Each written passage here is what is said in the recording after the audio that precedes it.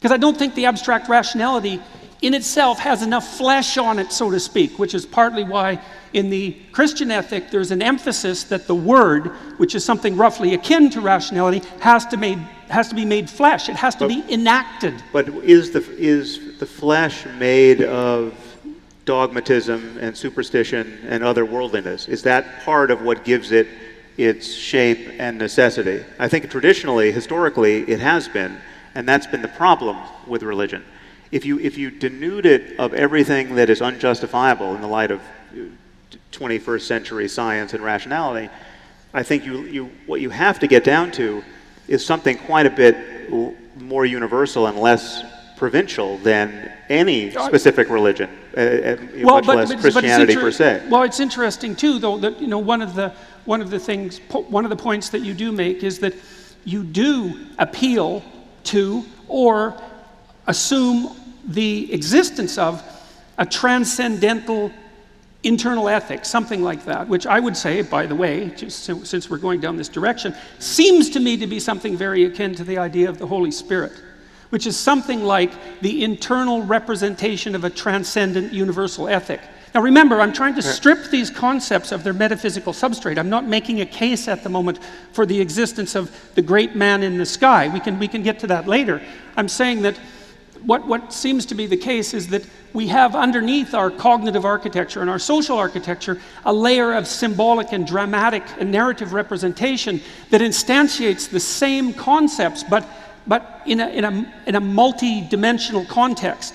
One of the things we talked about in Vancouver, for example, is that the religious enterprise doesn't only emphasize rationality. It brings music into the play, and it brings art into the play, and it brings drama, and it brings literature, and it brings architecture, and it brings the organizing of cities around a central space. Like it's pushing itself. It's manifesting itself across multiple dimensions of human existence simultaneously. And to me, that gives it a richness that cannot be diluted without loss, and also a motive power that a pure appeal to rationality I don't think can manage. And this is one of the things, this is maybe a good place for Douglas to leap in. One of the things that Douglas, who's claimed upon multiple occasions to be an atheist, and I don't know how he's feeling about that at the present time. Yes, well, but it doesn't matter.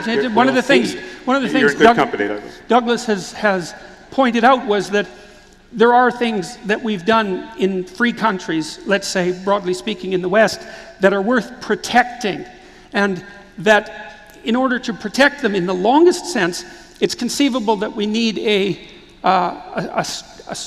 cognitive structure, something like that can act as a bulwark against those forces that would seek to undermine and destroy it. And Douglas has been driven, I would say, to some degree, to hypothesize that for Christianity, for all its faults, or we could say Judeo-Christianity to broaden it, for all its faults, might provide something approximating that bulwark if we could only figure out how to utilize it properly. So, yes.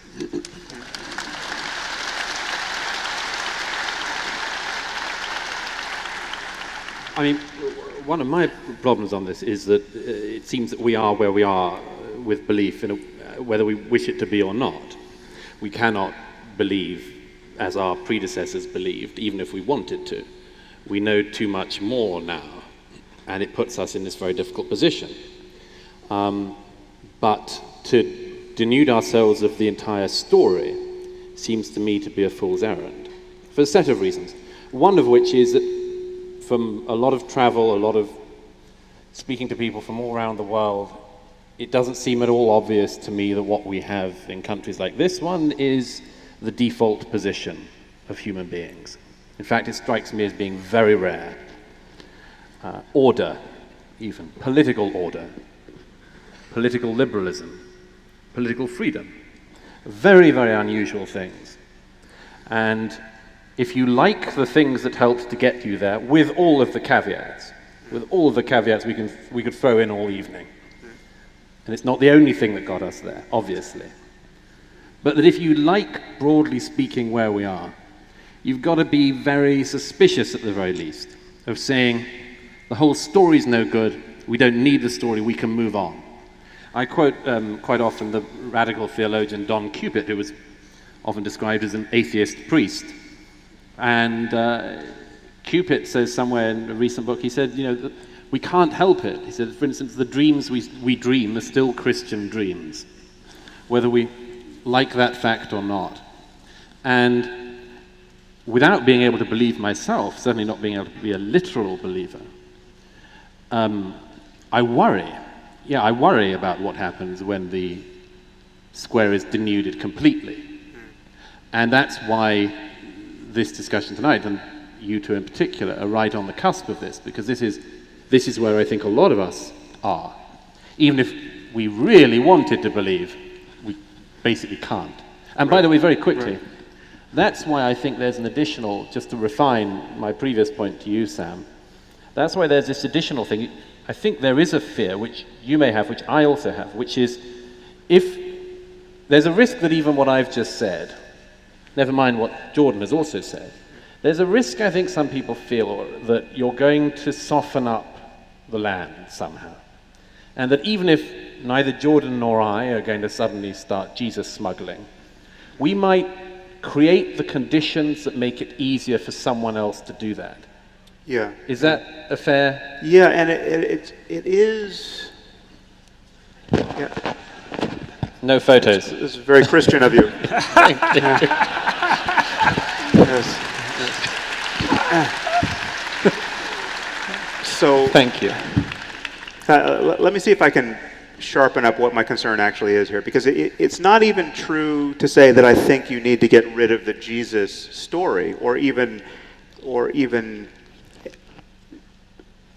not. I mean, I don't even think there's something problematic with orienting your life around the Jesus story. I think that can be reclaimed. But so, for instance, I was walking yesterday in this fine city of yours and saw someone on the sidewalk giving tarot readings to people. He had a tarot deck spread out. He had a few cards spread out, and he was soliciting people. And I'm sorry to say I didn't sit for a reading, but tarot cards, if you're familiar with them, are the quintessential artifact of New Age woo, right? I mean, these are not thought of as legitimate tools of divination, except by people who think that they're legitimate tools of divination. And yet, a tarot reading can be truly powerful, right? I mean, this is built on something, right? This is not just a massive example of self-deception on the part of people reading and people getting their cards read. These cards can seem prescient. I could give you all a reading right now, and 95% of you would find what the cards would say to be relevant to your lives. I mean, I could do it with an imaginary deck. I mean, an invisible imaginary deck. I don't know anything about tarot cards, but I'm going to turn over two cards now. One is the sun, and the other is the fallen man. Now, I know so little about tarot that I'm not even sure the fallen man is a tarot card. Right? Or I think it was the hanged man as a tarot card, right? Man, yeah. Okay, so I've got these two cards. And, the sun is clearly the representation of wisdom, right? And the hanged man is the representation of lost opportunity. And I can tell you with some degree of certainty that all of you are at a crossroads in your life, right? Where you have good reason to believe that you're not making the most of your opportunities, right? Now, I could go on like this for an hour, right?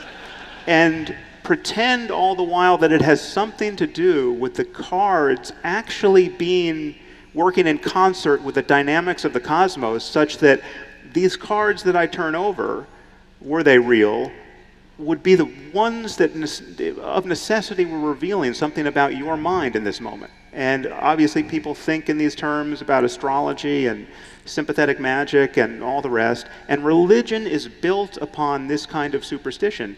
There's a way of understanding the utility of using a device like this and the real effect it has on you. I mean, if I turn over the cards and ask you to look at your life in this moment as though for the first time through this lens, considering in this case lost opportunities, right? Of course it's going to be valid.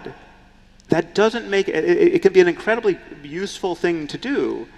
my main concern is that at no point do you have to lie to yourself about your state of knowledge about the mechanism, right? You don't have to believe tarot cards really even there, work. there's deeper mechanisms at work with someone who's actually good at that.